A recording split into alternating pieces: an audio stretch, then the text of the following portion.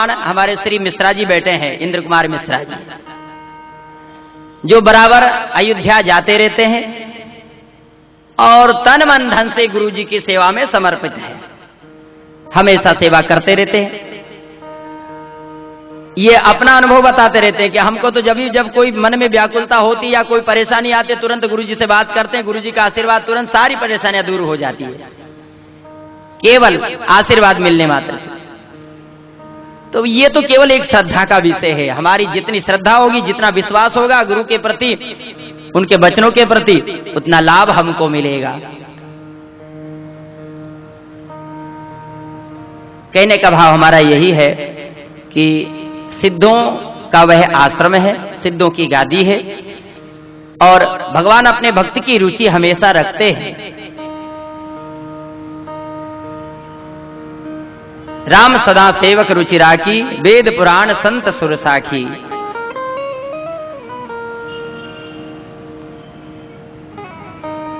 बड़ी छावनी में आज भी जो है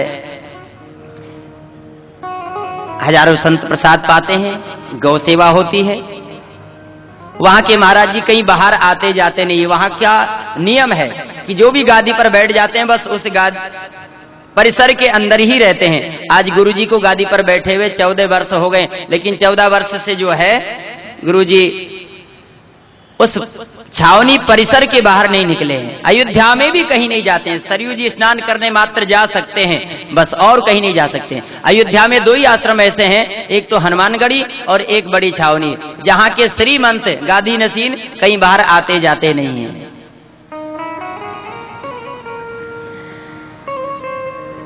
कभी भी आप अयोध्या जाएं तो दर्शन जरूर करना श्री सद्गुरुदेव भगवान के। उनके दर्शन मात्र से एक नवीन आनंद का अनुभव होता है। तो केवल उनके सानिध्य में बैठ जाओ, बैठे रहो, बैठने मात्र से मन को शांति मिलती है। बोले श्री सद्गुरुदेव भगवान की जय।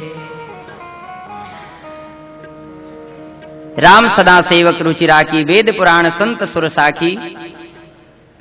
श्री जामवंत जी की इच्छा है भगवान से युद्ध करने की।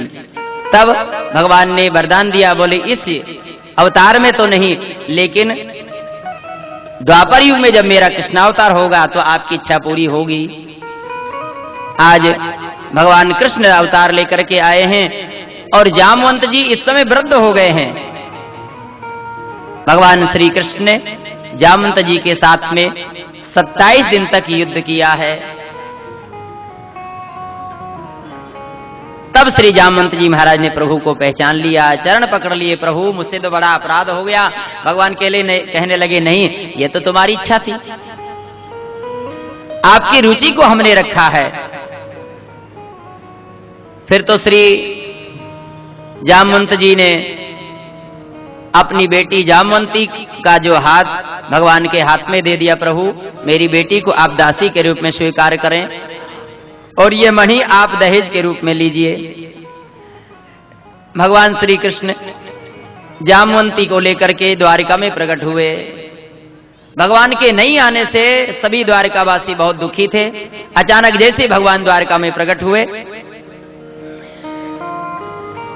महाराज अयोध्यावासी प्रसन्न हो गए। जामवंती को लेकर के आए, एक और रानी को लेकर के भगवान आए हैं। भगवान ने सत्राजित को बुलाया और कहा, देखो हमने तुम्हारे भाई को नहीं मारा था, तुम्हारे भाई को तो एक सिंह ने मारा है और उस सिंह को जामवंत जी ने मारा है। हम जामवंत जी से ये मणि लेकर के आए हैं, हमने मणि नहीं लिया था, हमारे पास में तुम्हारी मणि नहीं थी। तुम्हें यदि विश्वास नहीं हो तो हमारी पत्नी ये जामवंती है, आप इनसे पूछ सकते हैं। तब तो उस सत्राजित को बड़ी ग्लानि हुई, बड़ा पश्चाताप हुआ।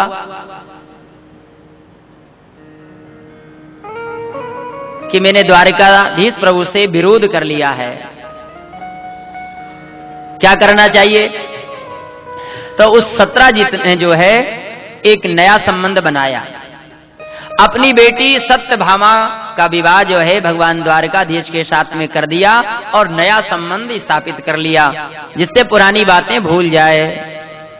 भगवान के 3 विवाह हो गए। तीसरी रानी है सत्यभामा। सत्यभामा के साथ में भगवान का विवाह हो गया। एक सतधनवा नाम का व्यक्ति है। महाराज अक्रूर जी ने और कृपाचार्य जी ने कह दिया सतधनवा से कि देखो, सत्राजित ने अपनी बेटी का विवाह द्वारकाधीश के साथ में कर दिया, जबकि तुम्हारे साथ में होने वाला था विवाह। तो महाराज उस सतधनवा ने क्या किया, बोले सत्राजित का वध कर दिया और मणि को ले लिया।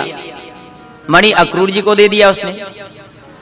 अब सत्यभामा को जब ये मालूम हुआ कि मेरे पिता की मृत्यु हो गई, सत्यभामा जी बड़ी जोर जोर से रोने लगी। सुखदेव भगवान कहते हैं परीक्षित, जैसे ही सत्यभामा रोने लगी तो भगवान द्वारकाधीश भी रोने लगे जोर जोर से। भगवान द्वारकाधीश क्यों रोए?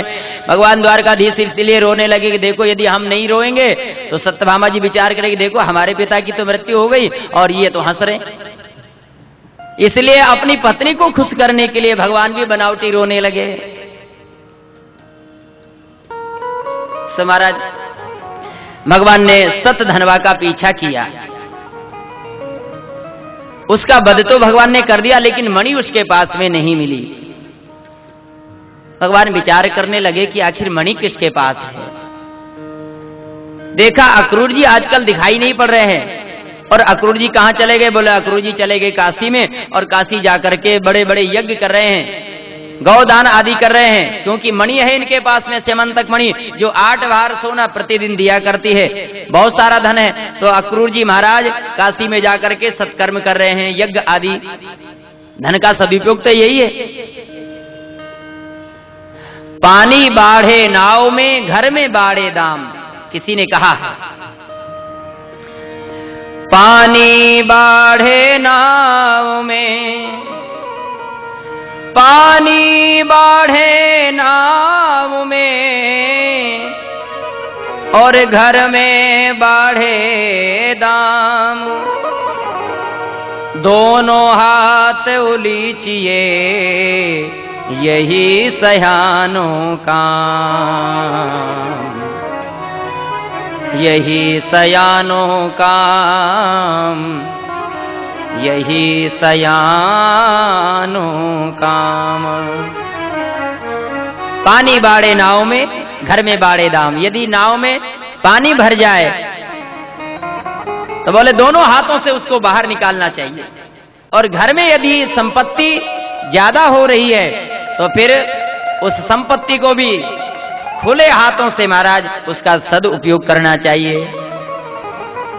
यही सयाना काम है। विवेक इसी को कहा गया है।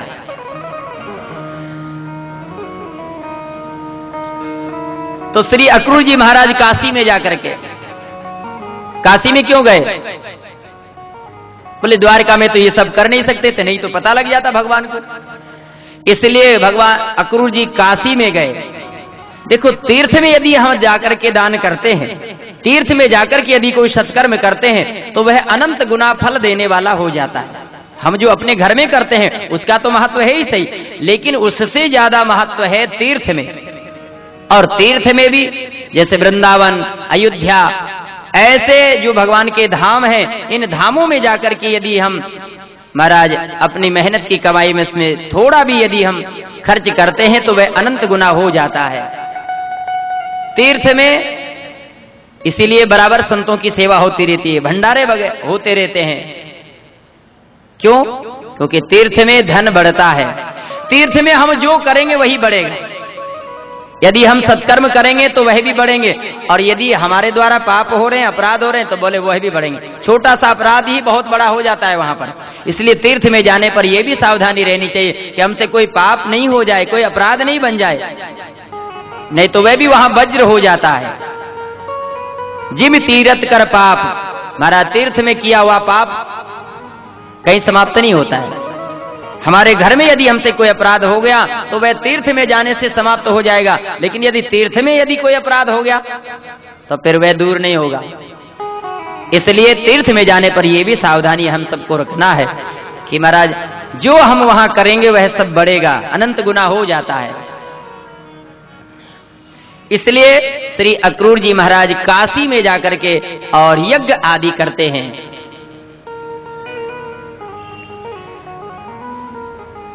भगवान को मालूम हुआ तो अक्रूर जी को बुलवाया। समझ गए भगवान, तो बोले इन्हीं के पास में मणि है, इसलिए इतने बड़े बड़े यज्ञ हो रहे हैं। कहा बोले काका जी जो मणि आपके पास में वह हमको दे दीजिए। तो अक्रूर जी ने तुरंत भगवान को मणि दे दिया। श्री सुखदेव भगवान कहते हैं परीक्षित, भगवान एक दिन अपने अर्जुन को साथ में लेकर के यमुना जी के किनारे पहुंचे। देखा वहां पर एक तपस्विनी बैठी हुई है, तप कर रही है। तो भगवान ने अर्जुन से कहा बोले अर्जुन जाकर के पूछो ये कौन है, क्या चाहती है। अर्जुन गए और अर्जुन ने जाकर के पूछा देवी प्रणाम, आप कौन हैं, आप किस लिए ये तप कर रही हैं। तब वो देवी कहने लगी अहम देवस्य सवितुर्दुहितां पतिमिच्छति विष्णुं वरेण्यं वरदं तपा परममास्थितः। देवी कहने लगी मैं सूर्य के पुत्री यमुना हूं, भगवान विष्णु को पति के रूप में प्राप्त करना चाहती हूं, इसीलिए मैं ये कठिन तप कर रही हूं। अर्जुन कहने लगे अरे वह तो मेरे रथ में ही बैठे हैं, भगवान विष्णु के ही अवतार भगवान श्री कृष्ण हैं, सो मेरे रथ में बैठे हुए हैं। फिर तो तुरंत जो है अर्जुन महाराज ने यमुना जी का हाथ भगवान के हाथ में दे दिया और मंत्र पढ़ दिए। ये भगवान का चौथा विवाह हो गया। बहुत जल्दी जल्दी भगवान के विवाह हो रहे हैं, 4 विवाह भगवान के हो गए। भगवान का 5वां विवाह हुआ है मित्र वृंदा के साथ में, और भगवान की 6वीं रानी है नागनजीति, भगवान की 7वीं रानी है भद्रा और 8वीं रानी है लक्ष्मणा। ये भगवान की 8 पटरानियां हैं। एक भौमासुर नाम का व्यक्ति है। इस भौमासुर ने कई राजाओं की राजकुमारियों का हरण किया है और अपने कारागार में बंद कर रखा है। 16,100 राजकुमारियां बंद है और इसने संकल्प लिया था कि ये जब 20,000 हो जाएंगी तब एक साथ में विवाह करूंगा। सो भगवान के पास में इन राजकुमारियों का पत्र पहुंचा। भगवान इस भौमासुर की नगरी में पहुंचे सत्यभामा जी को साथ में लेकर के, क्योंकि ये जो भौमासुर है पृथ्वी का अंश है और ये सत्यभामा भी पृथ्वी की बेटी है। पृथ्वी का ही अवतार बताया गया है सत्यभामा जी को। और इस भौमासुर ने वरदान मांगे हैं कि जब तक मेरी मां नहीं कहेगी तब तक मेरी मृत्यु नहीं होना चाहिए। और कौन मां ऐसी होगी जो अपने बेटे की ही मृत्यु के लिए कह डाले। तो आज भगवान जो है सत्यभामा जी को साथ में लेकर के गरुड़ के ऊपर बैठ करके और भौमासुर की नगरी में पहुंचे, उसे ललकारा, युद्ध होने लगा। उस भौमासुर ने कई बाण चलाए, 2-4 बाण जो है सत्यभामा जी के भी लग गए। और भगवान चाहते भी यही थे कि जब तक इनके ऊपर कष्ट नहीं आएगा, जब तक इनको बाण नहीं लगेंगे, तब तक ये सत्यभामा जी कहने वाली नहीं है। तो 2-4 बाण जब सत्यभामा जी को लग गए तो सत्यभामा जी ने कहा प्रभु आप इसे जल्दी समाप्त करिए। भगवान ने तुरंत जो है चक्र सुदर्शन छोड़ा और सत्य महाराज भौमासुर का वध कर दिया। जो 16,100 रानियां उसके कारागार में राजकुमारियां बंद थी, भगवान ने उनको बंधन से मुक्त किया है। और ये भगवान के चरणों में गिर पड़ी। भगवान ने कहा बोले अब आप सब अपने भवन के लिए प्रस्थान करो। ये सब कहने लगी प्रभु अब संसार का कोई भी राजकुमार हमें स्वीकार नहीं करेगा, क्योंकि हम भौमासुर के कारागार में रह चुकी हैं।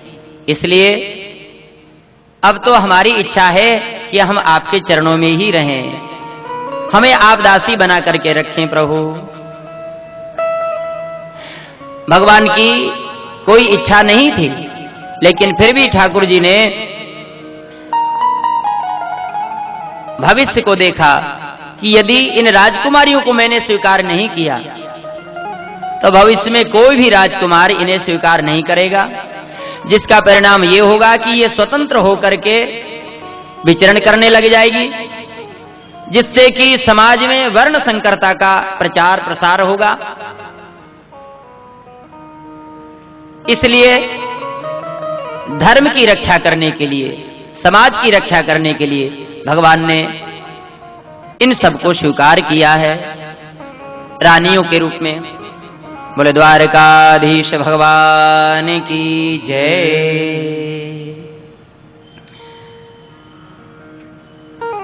भगवान के विवाह हो गए 16,108। 16,108 भगवान के विवाह हो गए। ये 16,108 जो भगवान की रानियां है, इसका तात्पर्य क्या है? संतों ने आध्यात्मिक अर्थ किया है। वेद में 1,00,000 मंत्र हैं, उसमें 80,000 मंत्र कर्मकांड के हैं, 4,000 मंत्र ज्ञान कांड के हैं और 16,000 मंत्र जो है उपासना कांड के हैं। भगवान को उपासना के द्वारा ही प्राप्त किया जा सकता है। भगवान को पाने का जो साधन है वह उपासना, यानी भगवान के सानिध्य में हम सब रहें। तो ये उपासना कांड के जो 16,000 मंत्र हैं, यही मानो यहां भगवान की 16,000 रानियां बनकर के आए हैं। और 100 रानियां जो है उनका तात्पर्य बोले 100 प्रकार के उपनिषद हैं। ये सब 100 प्रकार के उपनिषद भगवान की 100 रानियों के रूप में अवतरित हुए हैं। और 8 पटरानी जो है ये कौन है? बोले गीता में 8 प्रकार की प्रकृति का वर्णन भगवान श्री कृष्ण ने किया है। तो 8 प्रकार की जो प्रकृति है, मानो यही भगवान की 8 पटरानियां हैं। इस प्रकार से भगवान की 16,108 पटरानियों का आध्यात्मिक अर्थ सभी संतों ने किया है। बोले श्री द्वारकाधीश भगवान की जय। सभी भक्त बड़े भाव से भगवान का नाम संकीर्तन करें।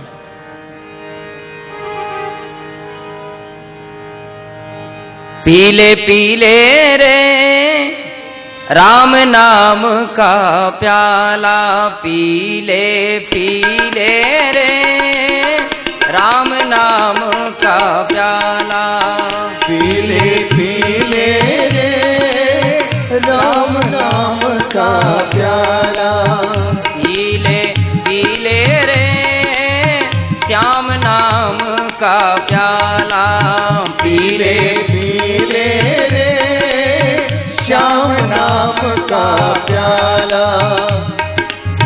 नाम नशा जब चढ़ जाएगा, नाम नशा जब चढ़ जाएगा, नाम नशा जब चढ़ जाएगा, नाम नशा जब चढ़ जाएगा, हो जाए मती वाला पीले पीले रे राम नाम का प्याला, पीले पीले रे राम नाम का प्याला, पीले पीले रे राम नाम का प्याला, पीले पीले रे राम नाम का प्याला। जय हो।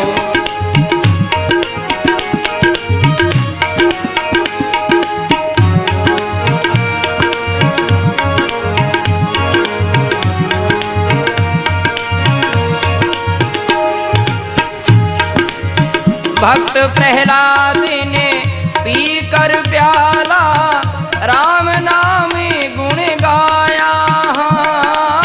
भक्त प्रहलाद ने पी कर प्याला राम नाम गुण गाया।